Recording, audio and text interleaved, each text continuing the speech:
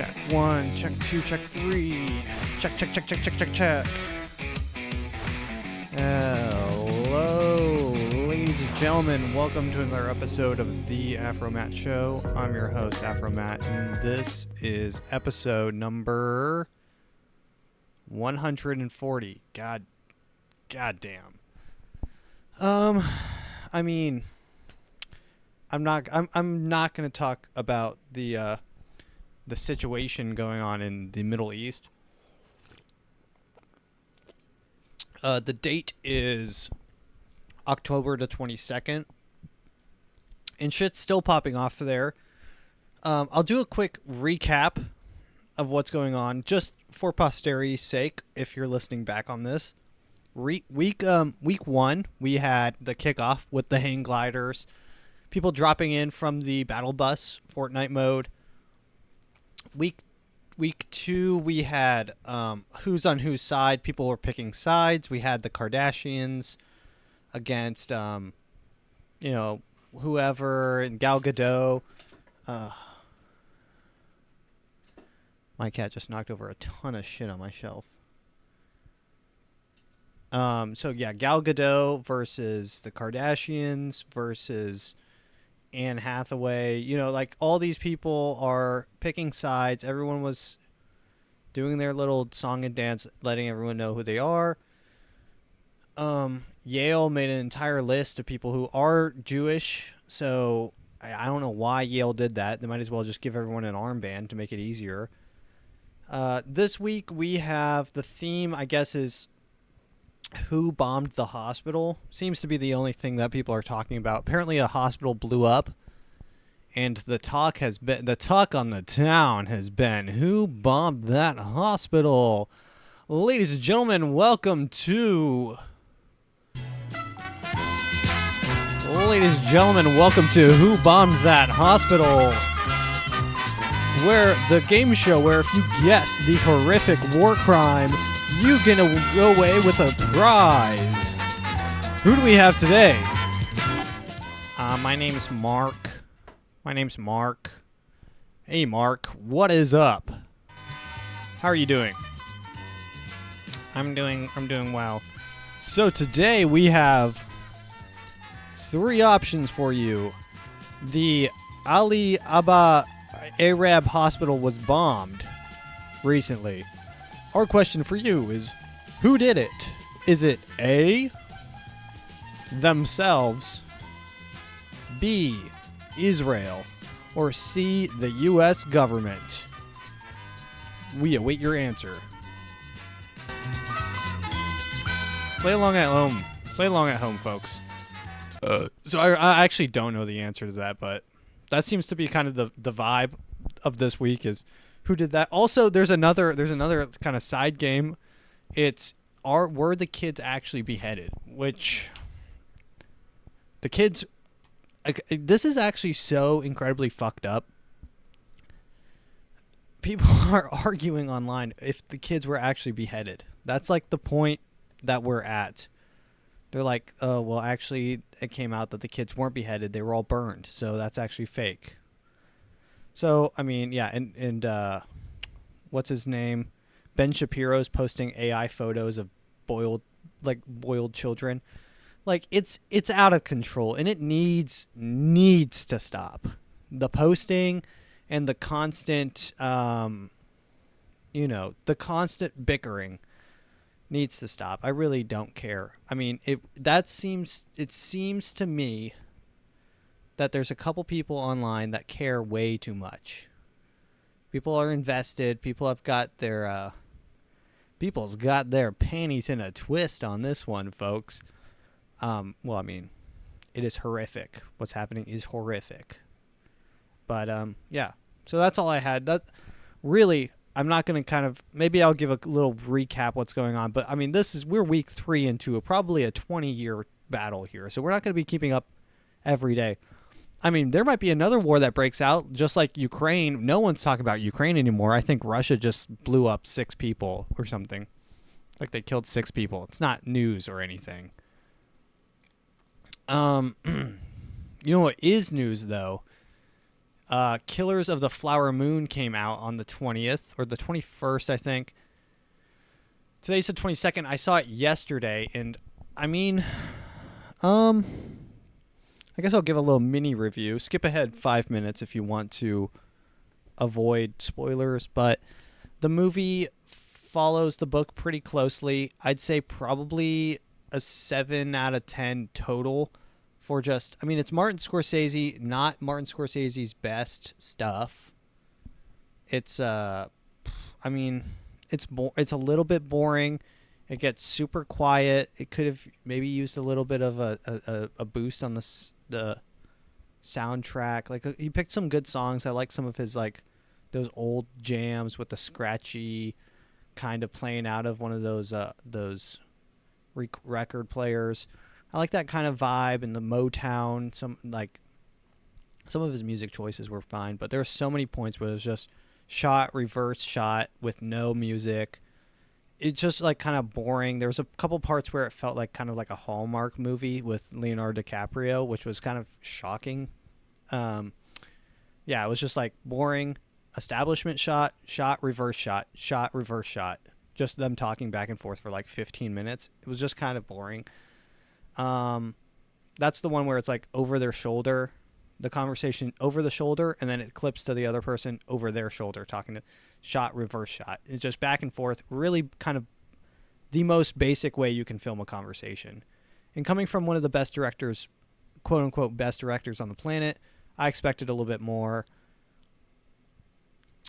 I mean, the storytelling, he didn't even really keep the suspense from the book, because the book was very suspenseful on the reporter kind of figuring out this information and putting the things together. It followed a lot more. The book followed, I think, William, or his name's like, I think like something White. He's a detective from the FBI. And that's what I liked about the book, is it focused on the FBI guy trying to get all this information. The movie focused on Ernest Burkhart, which is the main quote unquote protagonist. He's like, he wants money, whatever. I kind of wish it would have focused on the main guy trying to figure out who committed the crime. That's like the coolest part, really. The FBI portion of it is the most interesting part, but it's framed around this horrific tragedy that actually happened. So it didn't really have any of the suspense, none of the twists. Man, and he had these, like, and I haven't looked this up, but I know for a fact that they're probably not actors. They had, he had some people that were like Native Americans. I assume they're like tribesmen who are like actually like part of the tribe. And he had them do some, like, it definitely was probably unscripted. They were talking in the like in their hut, talking about the white man. And it just took me out of the movie so bad, because it was like the script was all over. He rambled. I kind of felt bad because the dude's not an actor, and he was just talking. And he, like, there was one line that just zapped me out of the whole environment. He said, they were talking about, he's like, well, and he's not even talking like a Native American from that time. And I thought, well, maybe he's just, you know, very good at English, and he's talking like normal. He's talking like 21st century English, and that's what's kind of threw me off, because he's improving without a script. So it's throwing me off that he's talking like 21st century. He's saying words like, these guys are bums, man. That's a quote unquote quote from the movie of a Native American talking about what these people are bums, man. Like, I don't like that. I don't think that people were talking like that. But that, I mean, it just kind of took me out of the movie, that part.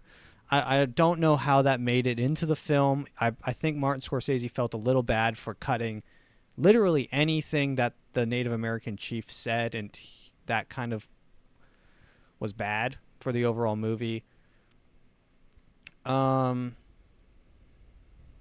standout actress, I mean, probably a standout actress, I gotta say, is the main Molly Burkhart. I haven't seen her in anything, but she did a great, super super good job of playing a sickly lady.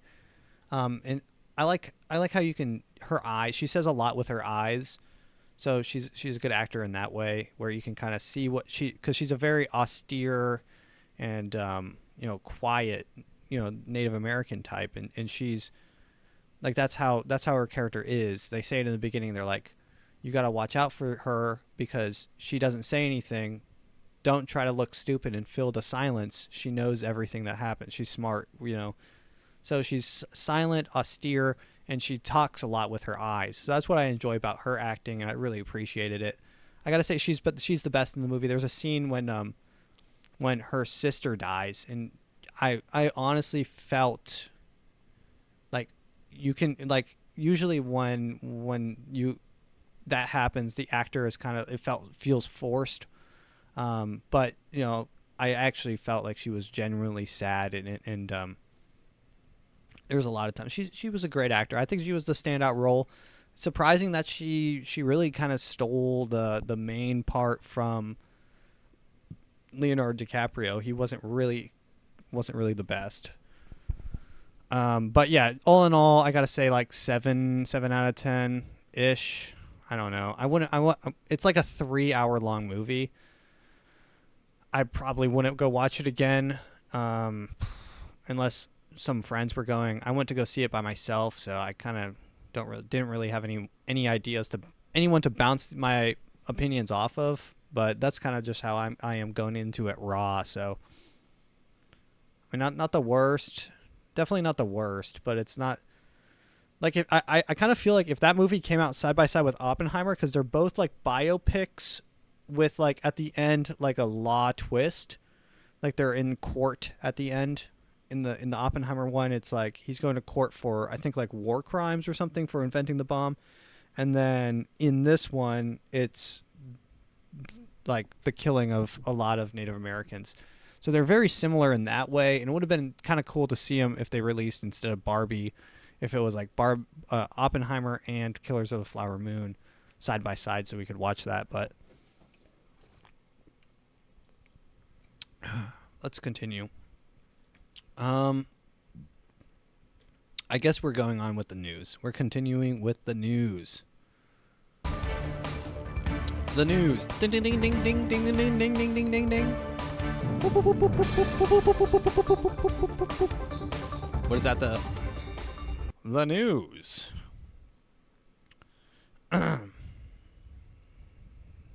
Yeah, what is that? Like the Centennial accent or the mid-Atlantic? What is it called? The mid-Atlantic accent. Like I feel like that's what they did for the news, the mid-Atlantic accent. I swear that's what it's called. News. Like I wanted to do that when like after the beep beep beep beep beep beep beep beep beep beep beep.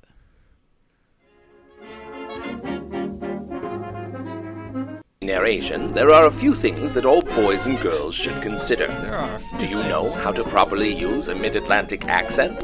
Have you ever tried Carter's Little Liver Pills? Do you know how to properly use the phrases, gosh? Why did people start using this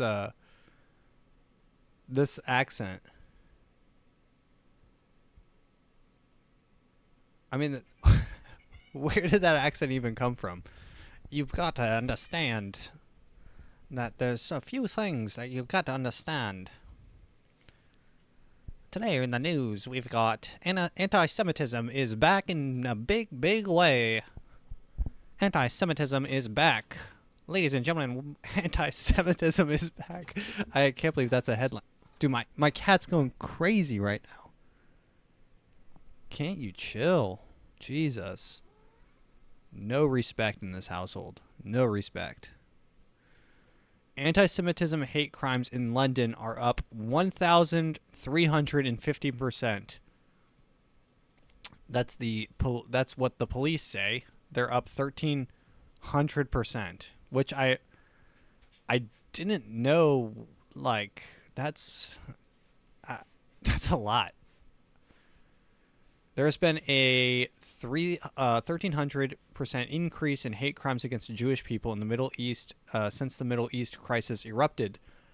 The Metropolitan Police have said, with no arrests so far in 9 out of the 10 alleged offenses. Oh, so actually only 10 offenses. How? Wait, I don't get that. Figures from the Met covering, I guess they're saying like 90% of those haven't been charged with anything, show that 210 anti-Semitic offenses were recorded from October 1st to October 18th. That's not that long. That's a lot of anti-Semitism. Britain secretly has a really, really, like, they're racist. This is my problem with America, is like everyone thinks America is so racist. Everyone's so racist just because it was a big issue before, but everyone acts like they're holier than thou. And I just get a really sour taste in my mouth when people point to America as like the most racist area. I'm like, I guarantee you, if you go to like Poland right now and ask them their opinion on black people, you're not going to get a pretty answer. You're not going to get a nice guys, there's literally a cat brawl next to me. You're not going to get a nice response. You're probably going to get something that will shock you. It will literally shock you. You'll probably mouth will hit the floor by what they say. But it's a normal place. I think they probably literally say the N-word. You ask them, what's your opinion on African Americans? They say, oh, and then they say the N-word. And then you respond with, oh. U.S. hate crimes expected to soar. Well, that's interesting. Citing a rising number of domestic hate crimes against Muslims, Arabs, and Jews. So we're going the other way, I think. So... no, they're both. Okay, so Britain's also anti-Semitic. Okay, interesting. And right here at home is Oren Siegel, the vice president of the Center on Extremism with the Anti-Defamation League. Oren, thank you so much for coming on the show. Today, the FBI released new hate crime data that showed anti-Jewish hate crimes increased by more than... I like how this is like they have a ticker for anti-Jewish hate crime. It's like you can take the over-under. You can bet. You can put like puts or calls on the amount of hate crimes going up. But I say I like that in a way that it's funny and not that I actually literally like that. But it's interesting that they have like a giant green arrow pointing up, and they probably have like a chart. 37% in 2022. That's the highest in almost 3 decades. Is there a concern that the current also, this is the FBI releasing that information, and the only time the FBI releases any information, and this is what you got to understand, anytime the FBI releases any information is when it benefits them or the U.S. government or someone who pays them. So in this case, I mean, I don't know who it benefits. Probably things will only exacerbate everyone to know this information, though. We're very concerned that... Yeah, so, I mean, it happened after 9/11. People were like, goddamn Arabs. And granted, I was 1 year old when 9/11 happened, but I've heard things and I've seen things. And I know that things got pretty dicey. People were, like, running into convenience stores and like beating people up, I think, driving around with American flags saying, I hate Arabs. I ain't never known a good Arab with a fully packed lip, upper decker, lower decker. I ain't never met a good one. I know that happened after 9/11. This is kind of like is this Israel's 9/11? I don't know. But, yeah, I mean, I'm not seeing a lot of the, like, driving around with waving the American flags. I'm seeing a lot of Palestinian flags, especially here when... Wait, what?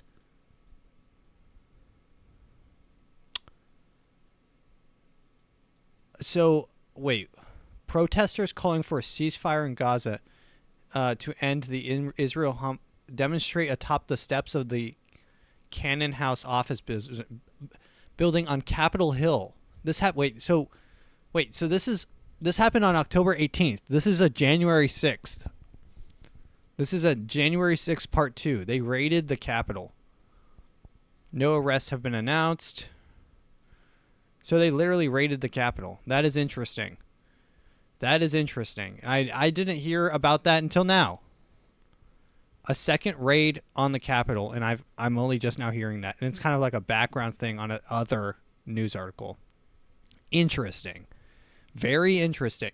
My one YouTube video on January 6th, the one video to strike my account was on January 6th. My January 6th live reaction, which I will guarantee, granted, it was live reactions. So a lot of it was like, yo, shit's going down. This is crazy. It comes off as I'm hyped, and I'm not. I didn't mean it to come off as I'm hyped, but it's always exciting when stuff starts kicking off. I thought maybe, yo, this is it. This is it. Yo, we're getting, shit's about to pop off. We're taking back. We're taking it back. Well, I was just excited in general because it's not every day that action gets done in any way, left or right.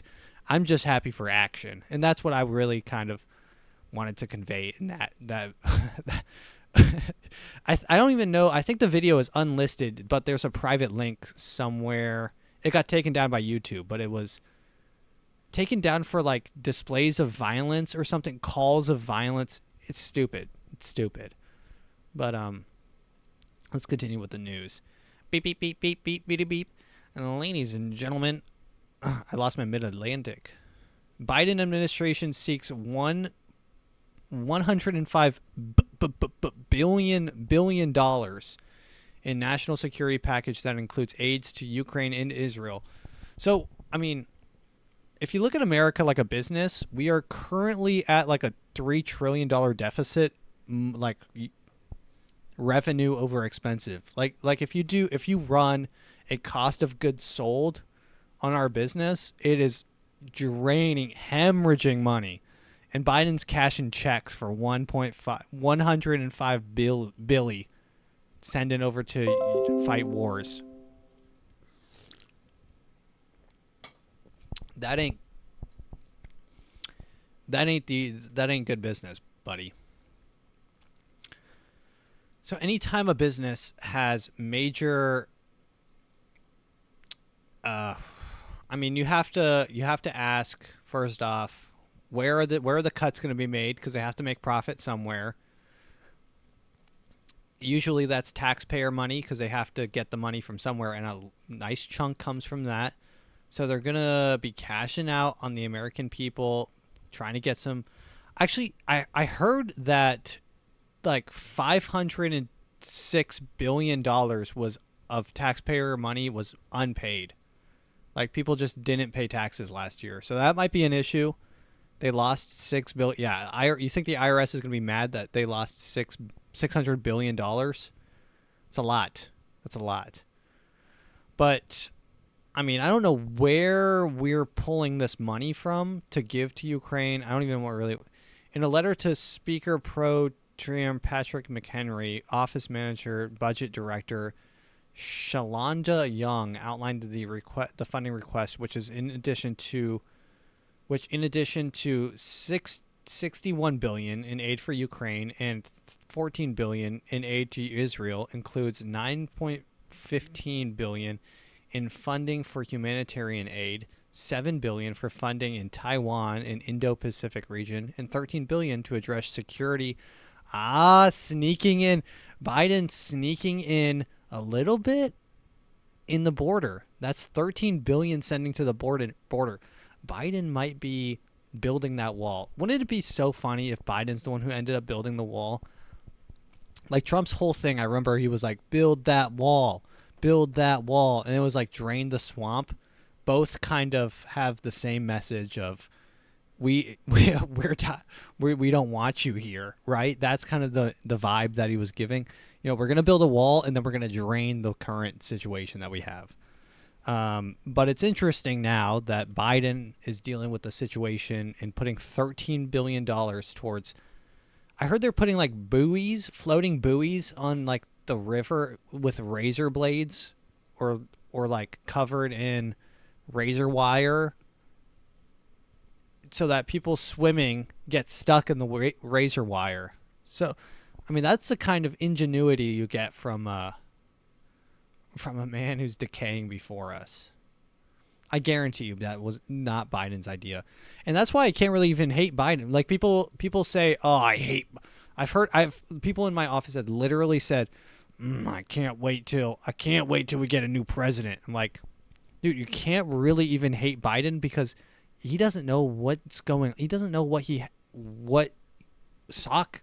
foot to put in which shoe in his current state. He's not doing anything. So you can't really be mad at him for doing anything bad because he's not doing anything.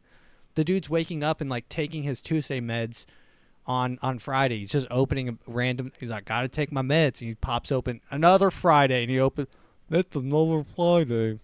Opens up, pops open Saturday. He doesn't know what's going on. He's I imagine he's just oblivious to everything. And maybe I'm kind of thinking that maybe I'm rationalizing that that's what's going on to make up for maybe he is controlling everything and he's just doing a shit job printing massive amounts of money.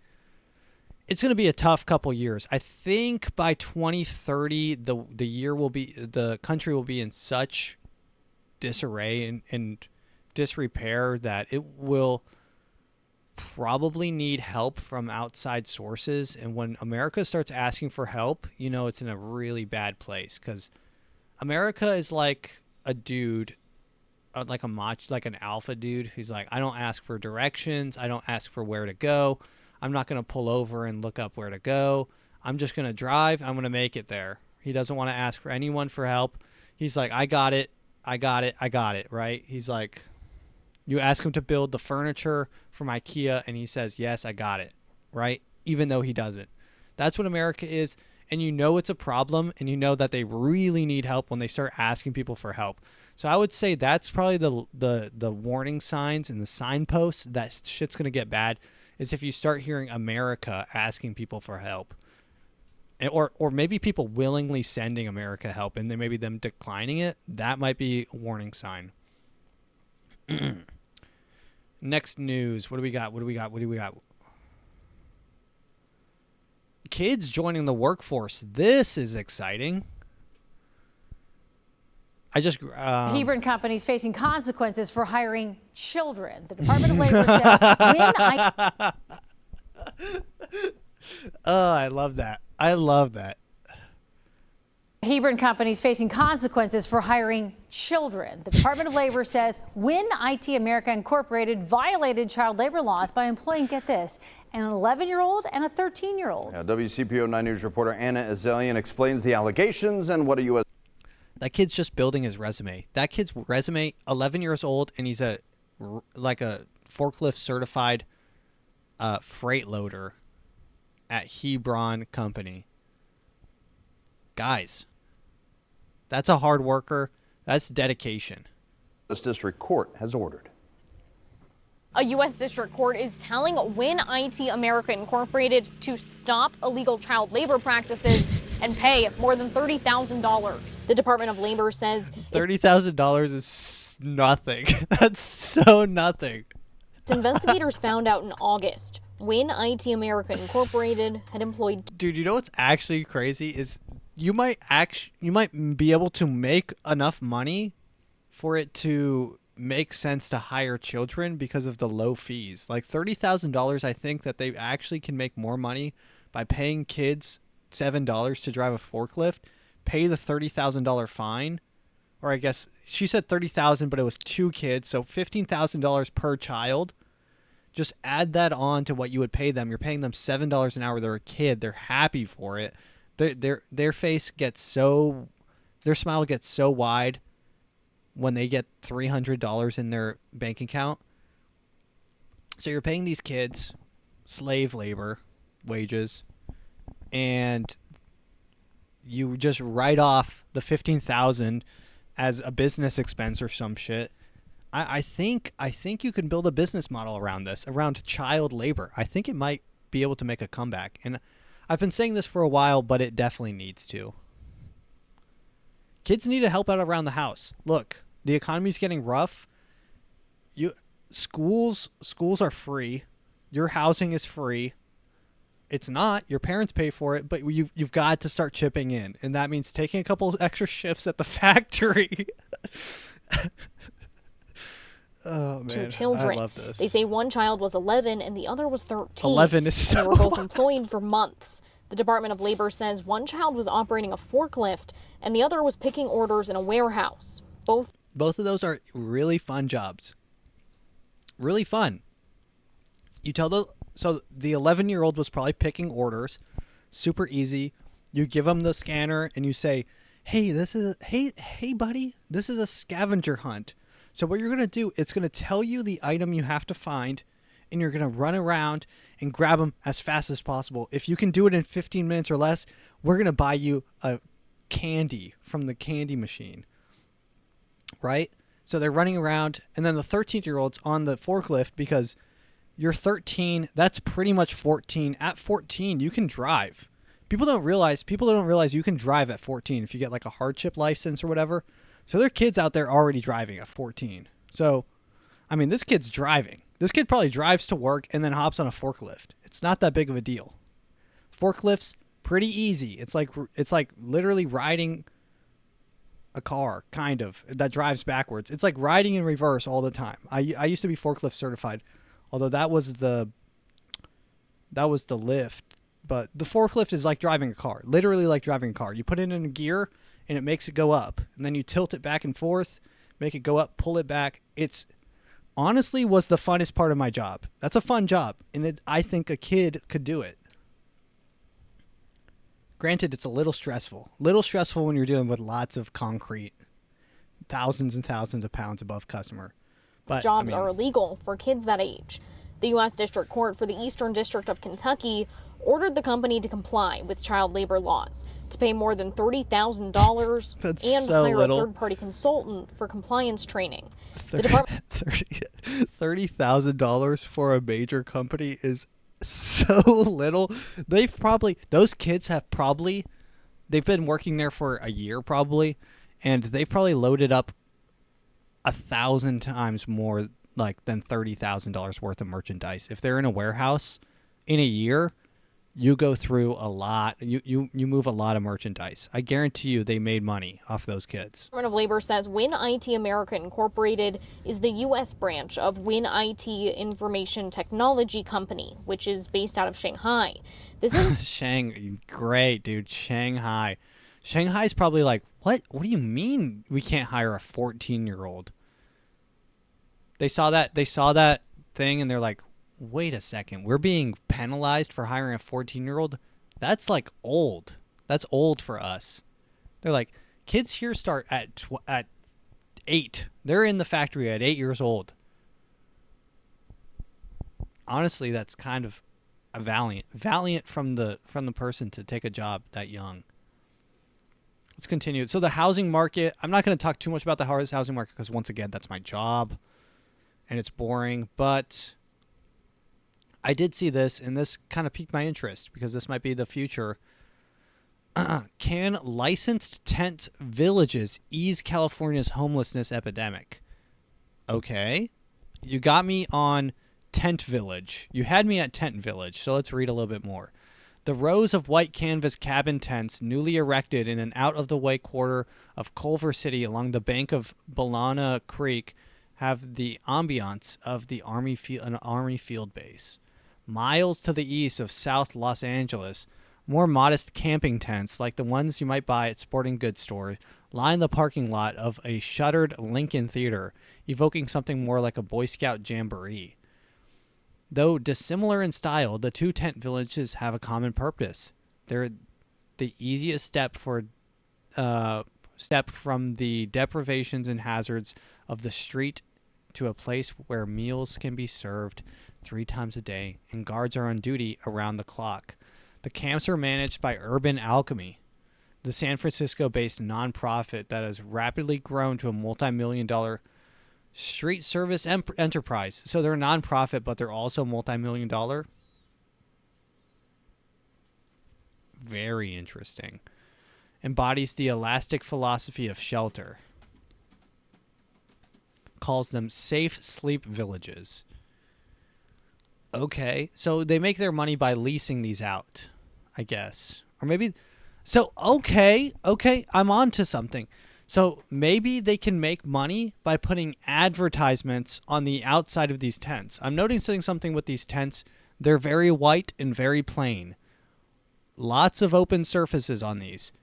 I'm thinking ad revenue, Reese's Pieces, on top of one of these homeless houses. This homeless house was brought to you in part by Kellogg's Frosted Flakes. They're great, you know? Something like that. A blue tent. This is the Kellogg's tent. You're in the Frosted Flakes tent. Oh, which tent am I in? Your tent was brought to you in part by Dole. Dole has the freshest produce. Oh, sweet. Yay, I get to go to the Dole, the homeless tent. Which tent did I get? Oh, your tent is pretty big. Your tent is that big one over there. You're sharing it with 3 roommates. That one is brought to you in part by Walmart Incorporated and the Walton family. You're welcome. You know, like this is a good thing. This is a good thing. And I kind of like it. I mean, this is kind of heartwarming. Aggressive marketing aligned with using public discontent over homelessness made for a winning strategy. By 2021, it reported $51 million in revenue, which is interesting for a nonprofit. The yellow striped jacket. Okay. I mean, I don't really... I mean, this picture is hellish. This is hellish. It's just a grid of homeless huts in a parking lot. Like, something is the matter. There's something wrong if this is what's happening. But I mean there are solutions, and one of them is to start advertising on these things. Maybe rent out a whole block of them and make them spell something like eat fresh. Like get 5 of them in a row and do EATFRESH, eat fresh, Subway. You know, like rent out a block of these. I'm telling you, you can make, there's room to improve. And if you're listening, Urban Alchemy, can I call Urban Alchemy? Is there a number to call? I want to call Urban Alchemy. I'm going to look them up. Okay, here's their website. Whoa. Holy shit. Oh my God. Their logo is literally, I don't know if you're seeing this. This is literally an Illuminati. It's a triangle with an eye inside of it, and the U makes up the bottom of the eye. And the top of the eye is the A, the dash on the A. I mean, that's the clearest Illuminati sign I've ever seen. That's like blatantly Illuminati. But here we go. Here's their number. Need us right away? I'm going to call this number.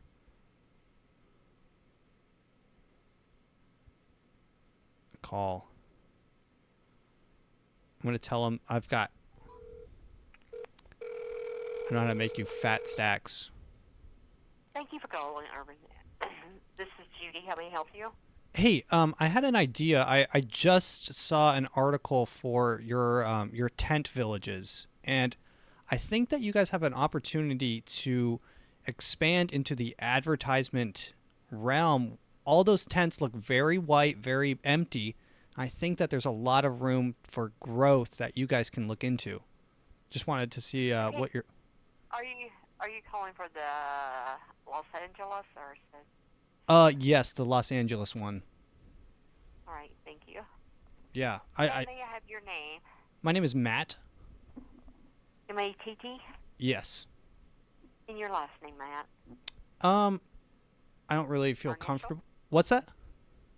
Or the initial? Oh, the initial H.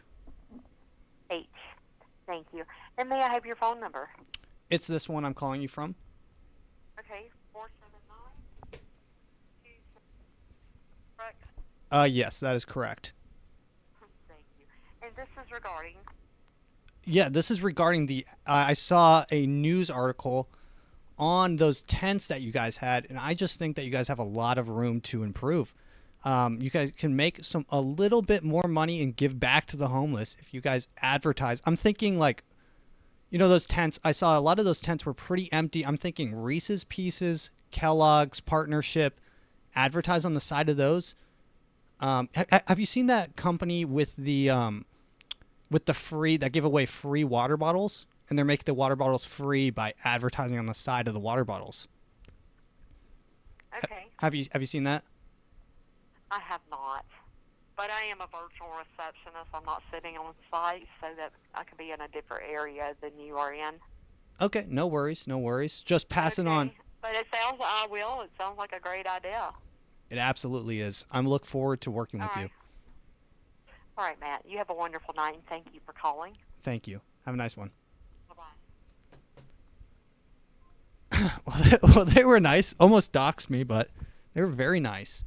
Also, I don't really like that a company with a clear Illuminati sign was asking for my last name, so not okay with that. But they also got my number, so they probably have it anyways. But I mean, doesn't get more raw and authentic than that. Oh man, that was a rush. That was a rush. I felt like I was pitching to Shark Tank. To Shark Tank. I'm asking 5% for this idea. Look, I'm telling you, if I'm going to look into this 6 months from now, and if they've implemented the advertisement on the side of the things, I want some sort of revenue from that. All right, let's continue with the news. I'm surprised they picked up. This is like, it's literally 10 o'clock at night. Convicted child molester sets up camp with free fentanyl sign across from California school. A 46-year-old said he's passing out drugs that other people give to him in exchange for blankets and supplies. Fentanyl? Was that just a joke? Were you giving away fentanyl? Was that just a joke? No, it's not a joke. This convicted sex offender set up camp. So is it selling drugs if you give them away for free? Like, can you be in trouble for selling drugs if you just give them away? Because this guy might have found a good workaround. Across the street from a Catholic grade school in San Francisco's Richmond district more than 2 years ago. But it was his signs offering free drugs that had authority. He says the sign says free fentanyl for new users.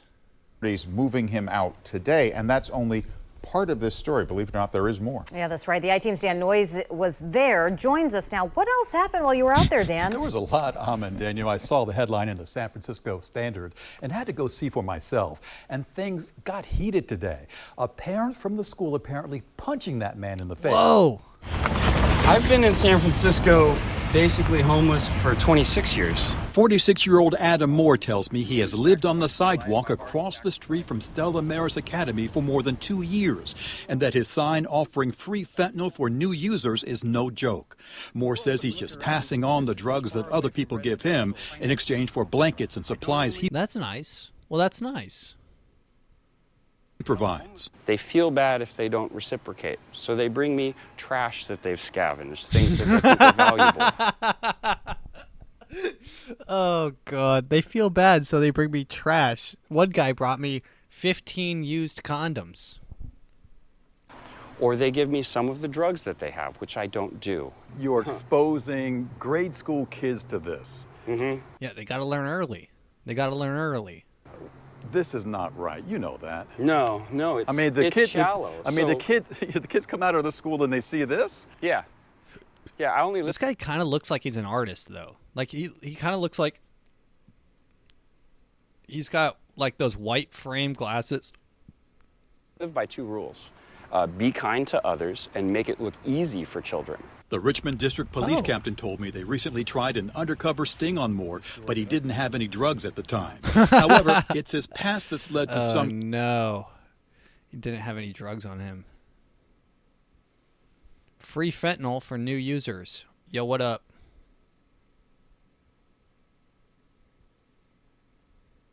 I only live by 2 rules. Be kind to others and make it look easy for children. Interesting rule. I don't really know what that means, but interesting rule to base your whole entire life around. Interesting.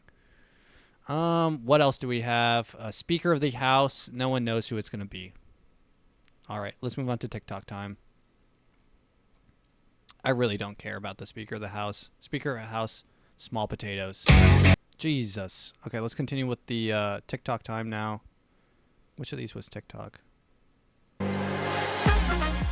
Is this TikTok? I don't think it was. Which one?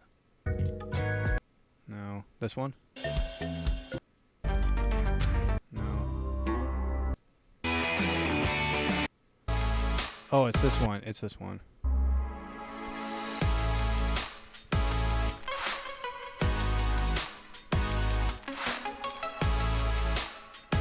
We're getting wacky with the TikToks tonight. I did kind of fall into like a weird wormhole on this TikTok section, so it's kind of themed, but we'll go through the unthemed ones first. This is Alex Jones talking about Israel after 9/11. The day after 9/11. I don't support the Palestinians either. They're all hyped up and psychotic. But Israel's going to get us nuked, always backing them up like this. Israel calls the Palestinians goyim or cattle or dogs or subhuman. They keep them on concentration camps. I got video of them taking Palestinian women's tomatoes they grow and breaking their water containers and that still happens. Stealing. That's why you have this crap. And our children are going to die. We're going to get nuked because of this. Alex Jones has been based since day one. Alex Jones might be the most based. And it's so sad that he's silenced because so much of what he's an intellectual. He does his research from, I mean, maybe unreliable sources, but he portrays information in a clear, understandable way. He's entertaining. He's interesting. He has a great broadcasting voice.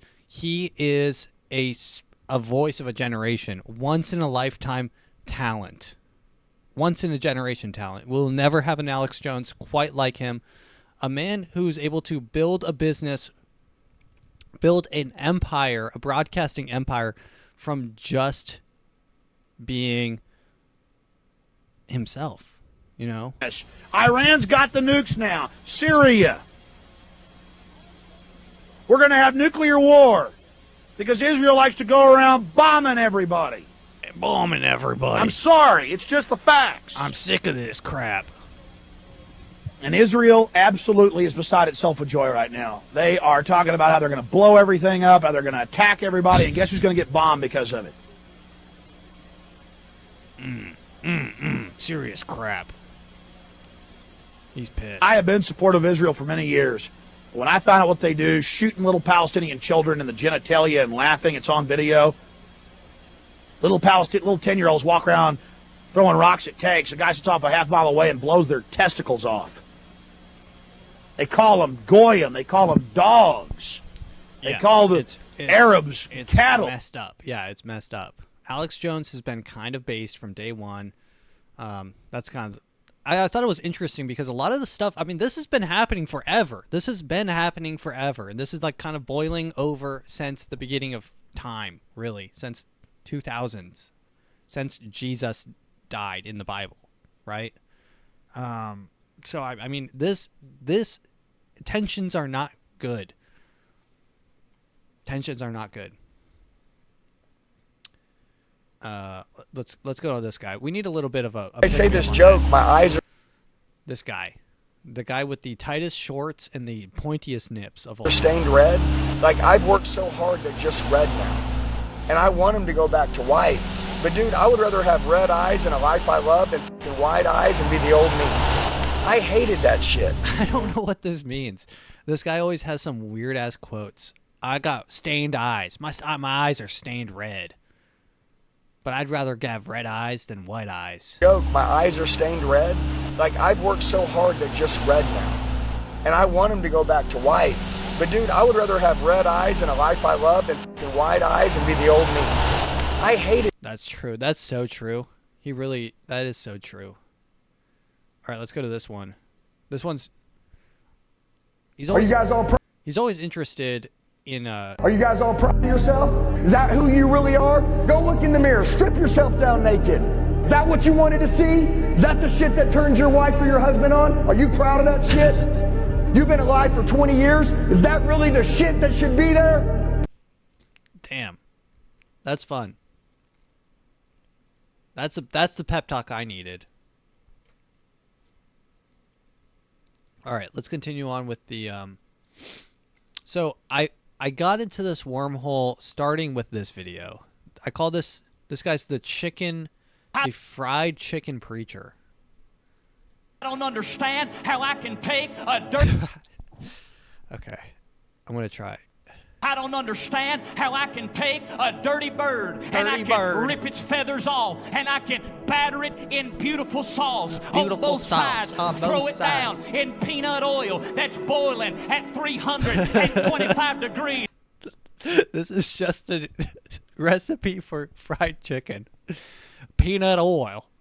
At 325 degrees, put it under 6 minutes of high test pressure and bring out a beautiful Chick-fil-A sandwich. But just because I do not...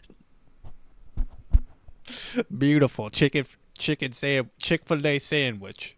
Understand it doesn't mean I'm not gonna partake in it. Honey, tonight I don't understand how God became man, and I don't understand how man can go meet God, but Jesus said, I am the way, I am the truth, I am the life, and no man will come to the Father but by me. If only he did that on Saturday. He's doing it on Sunday, and that's a really good advertisement for Chick-fil-A. All those people probably got hungry for Chick-fil-A, went to the drive-thru, and they remembered it's closed on Sunday. I don't understand how I can take a dirty bird. What did he say? Dirty bird. And how I can take a dirty bird and I can rip its feathers off and I can batter it in beautiful sauce on both sides, throw it down in peanut oil that's boiling at 325 degrees, put it under 6. You hear those people yelling in the background? I want to see what those people look like. Woo! They're just getting hype off of listening to this guy talk about fried chicken. And 25 degrees, put it under 6 minutes of high test pressure and bring out a beautiful Chick-fil-A sandwich. But just because I do not understand it doesn't mean... Listen to those claps. You hear those claps when he drops the Chick-fil-A sandwich. But just because I do not understand it doesn't mean I'm not gonna partake in it. Honey, tonight... Also, this guy's not... This guy is saying... If you actually listen to what he's saying, he doesn't understand how fried chicken works.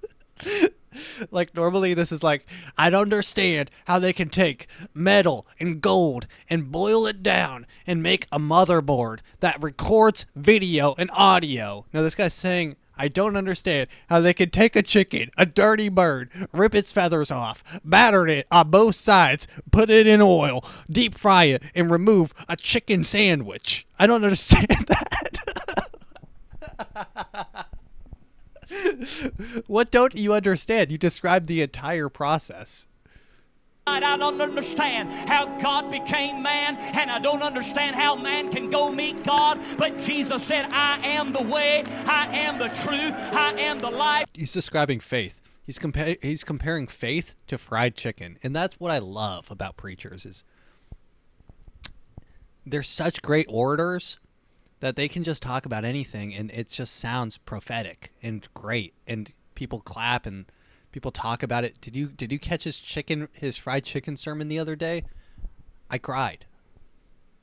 But so I watched this video, and then I started just clicking around and scrolling, and I found this video, which is questionable. She is a woman. She is built to receive. She is a woman, and she is built to receive. She is a woman. She is built to receive. And then he just walks off.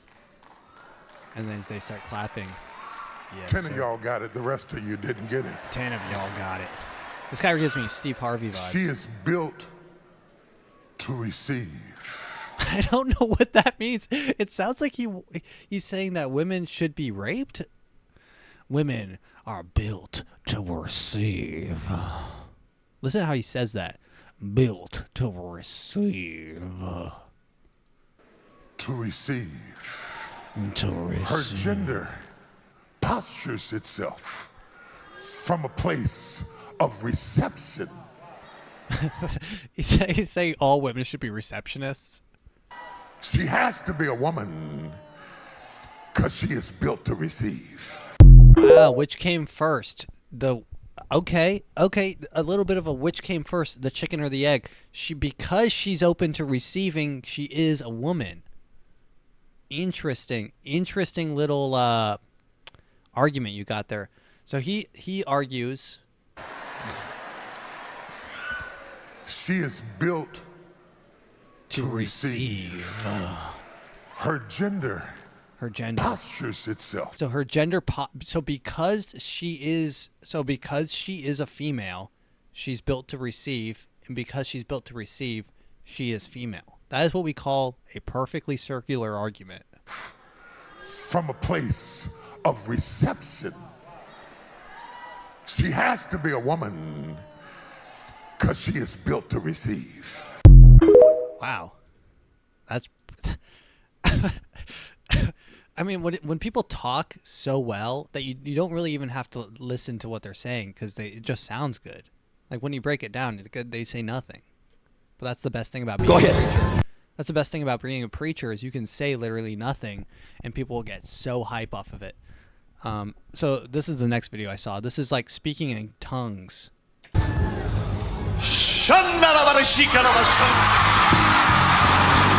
This is one of those. I love how the preacher just starts sprinting off stage. Go ahead. Go ahead. Go ahead. The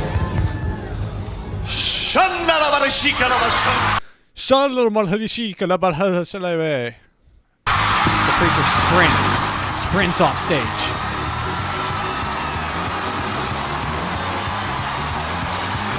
I kind of want to go to one of these churches where everyone gyrates and flips on the floor with God. Yes, sir. Yes, sir.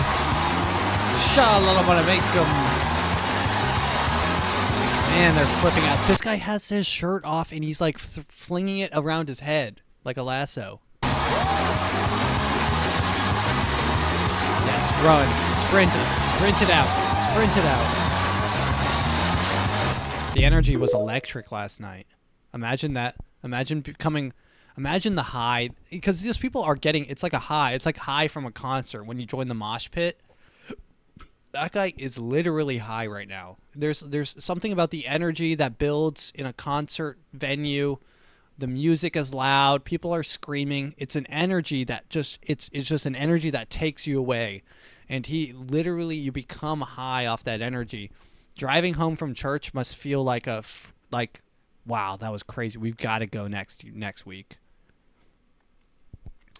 They had me speaking in tongues. I was speaking in tongues. I shall make them. All right, and then there's this one. This one's a classic. I think everyone's probably seen this one, but this is so good. I'm not gay. I'm not gay. I mean, everyone's seen this one. I'm not gay no more. I am delivered. I am delivered. Also, he says, I'm not gay no more, and he's wearing 14 bow ties. Look how I've never seen this many. This guy's wearing 4 bow ties stacked on each other. I'm not gay no more. I am delivered. I don't like men's no more. I don't like men's no more. I said I like women. I like women. Women. I love pussy. I love ass. Women with big ass. Definitely not man ass. I hate men's assholes. And I'm not gay no more. I am delivered. I love women and their butt cheeks and their boobs. He's just trying to sound as straight as possible. Women. He's just screaming women. I said women. I'm not gay. I would not date a man. I would not carry a purse. I would not carry a purse. not put on makeup. I will love a woman. Oh, women. I love that one. That one's just so good. I'm not gay no more. I love how they get the music swells. I'm not gay no more. I am delivered. I don't like men no more. I said I like women. Women. I said women. I'm not gay. I would not date a man. I would not carry a purse. I would not put on makeup. I love that. There's just something about that energy that I really love. All right. I guess that brings us to the end of the show. That really flew by. I love this. Ladies and gentlemen, thank you for listening. As always, if you enjoyed it, please leave a like and comment below. It really helps out. If you didn't like it, comment below and tell me why, because that helps as well. And leave a dislike as well if you want. Or contact me directly at the AfroMattt Show at gmail.com. Spelt exactly how it is in the show. Here's my cat. Say goodbye. Oh, he doesn't want to say goodbye. Ladies and gentlemen, thank you for listening. As always, goodbye.